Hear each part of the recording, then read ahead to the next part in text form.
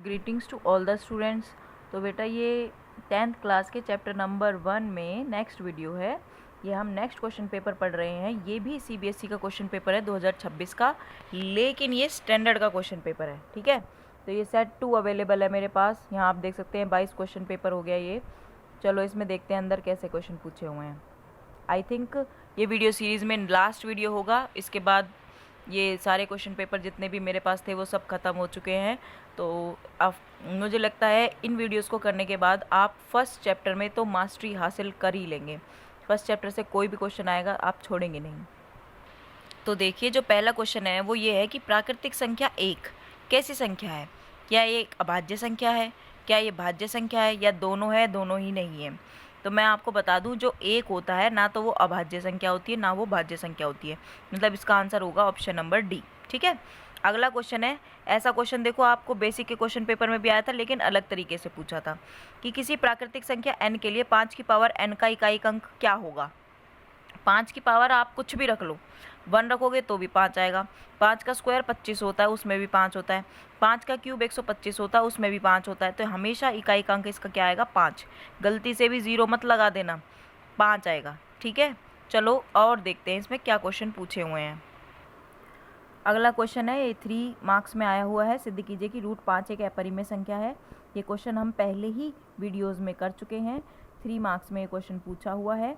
I think question number 8 मैंने शुरू में ही आपको ये करवाया था। तो मुझे उम्मीद है कि आप इनको कॉपी में अच्छे से कर रहे होंगे। ठीक है, तो इस क्वेश्चन पेपर में बेटा इतना ही पूछा गया था फर्स्ट चैप्टर से।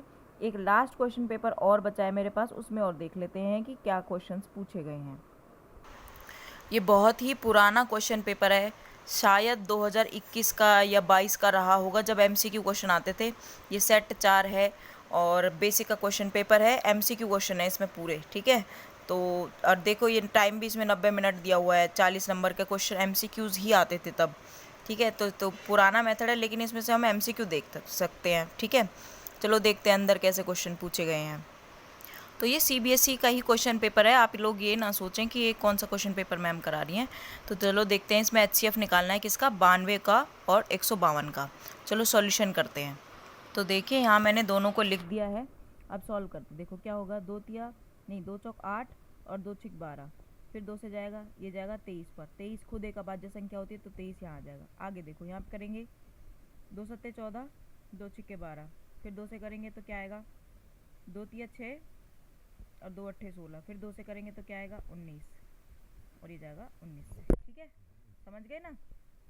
तो अब हम क्या करेंगे, इनका हमें क्या निकालना था? एचसीएफ निकालना था। 2 गुना 2 गुना में 23, और ये हो जाएगा 152, यानी 2 गुना 2 गुना 2 गुना में 19। तो जो कॉमन है वो एचसीएफ होता है। तो एचसीएफ क्या हो जाएगा आपके पास? 2 गुना में 2, यानी कितना हो जाएगा? 4। तो आपका 4 आंसर होगा, यानी option number A correct answer आएगा। ठीक है, चलो अब देखते हैं नेक्स्ट क्वेश्चन क्या था।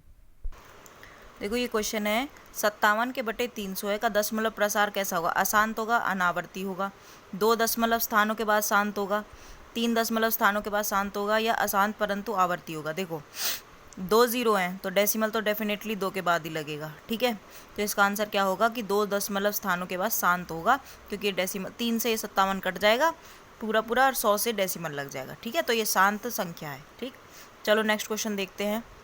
देखो जो अगला क्वेश्चन है वो दिया हुआ है 5 2 √2 1 3 पे बार है।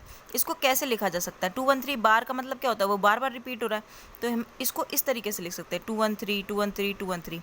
गलती से ये वाला ऑप्शन करेक्ट मत कर देना, क्योंकि यहाँ पे 2 1 3 1 3 1 3 है, जबकि हमारे पास जो बार है वो 2 1 3 तीनों पर है, तो तीनों ही संख्याएं बार बार रिपीट होंगी। तो ऑप्शन नंबर ए जो है करेक्ट आंसर होगा। देखो अगला क्वेश्चन है जो 33 में, वो क्या दिया हुआ है? 2 क्रमागत सम संख्याओं का एचसीएफ क्या होता है? क्रमागत का मतलब होता है साथ में आने वाली, सम संख्याओं का मतलब इवन नंबर्स का एचसीएफ बताना क्या होगा। जैसे मैं आपको बता दूं इसका आंसर 2 आएगा, पर सॉल्यूशन देखते हैं कि कैसे। देखो क्रमागत जो सम संख्याएं होती है वो लिख लेते हैं पहले। ठीक है, ये आपकी सम संख्याएं होती हैं इस तरीके से। क्रमागत का मतलब है जो साथ में आई है, तो 2 4 4 6 6 8 8 10। ठीक है, अब 2 और 4 का अगर एचसीएफ निकालोगे तो क्या आएगा? 2। ठीक है, 4 और 6 का एचसीएफ निकालोगे तो भी क्या आएगा? 2। निकाल कर देख लेना। ठीक है, 6 और 8 का HCF कितना आएगा, वो भी 2 आएगा। तो हमेशा HCF जो क्रमागत संख्याओं का आता है वो कितना आता है, 2 आता है। ठीक है, अगर आपसे इसी तरीके से ऑड नंबर्स का पूछ ले, यानी विषम संख्याओं का पूछ ले, तो HCF 1 आएगा, क्योंकि विषम संख्याओं में तो कुछ भी कॉमन होता ही नहीं, तो इसलिए आंसर क्या आएगा उसका 1। इवन नंबर्स में 2 कॉमन होता है, इसलिए 2 आंसर आएगा। ठीक, चलो नेक्स्ट क्वेश्चन देखते हैं अगर होगा तो। अगला क्वेश्चन है, पहले ये ना दशमलव प्रसार है ना सिलेबस में हुआ करता था, तो इसलिए ये इस तरीके से दिया हुआ है, बट कोई नहीं, हम समझ लेंगे। तो 13/2 गुणा 5 की पावर 2 गुणा में 7 है, जिसका दशमलव प्रसार कब खत्म होगा। तो देखो जितनी हाईएस्ट पावर होगी ना 2 और 5 की, सिर्फ 2 और 5 की, और किसी की नहीं देखनी, क्योंकि इन्हीं से ही शांत होता है, तो वो ही आपका आंसर होगा। तो 2 दशमलव स्थानों के बाद शांत होगा, तो इसका आंसर होगा ऑप्शन नंबर सी। ठीक है, नेक्स्ट क्वेश्चन देखते हैं। इसमें यह दिया हुआ है, संख्याओं 50 और 20 के लिए HCF गुना LCM क्या होगा। तो हमने पढ़ा है HCF गुना में LCM क्या होता है, दोनों संख्याओं का गुणनफल, यानी इन दोनों संख्याओं को गुणा कर देंगे तो हमारा आंसर आ जाएगा। 50 और 20 को गुणा करोगे तो क्या आएगा, 1000। तो आपका आंसर क्या होगा, ऑप्शन नंबर ए, यानी 1000। ठीक है, नेक्स्ट क्वेश्चन देखती है। इसमें प्राकृतिक संख्या n के लिए 6 की पावर n 0 पर समाप्त होगा। तो क्या ये 0 पर समाप्त होगा, हाँ या ना। कौन सी संख्या के लिए 0 पर समाप्त होगा, तो इसमें से कोई भी संख्या ऐसी हो ही नहीं सकती जिस पर ये 0 पर समाप्त होगा। तो आंसर इसका क्या होगा, ऑप्शन नंबर डी।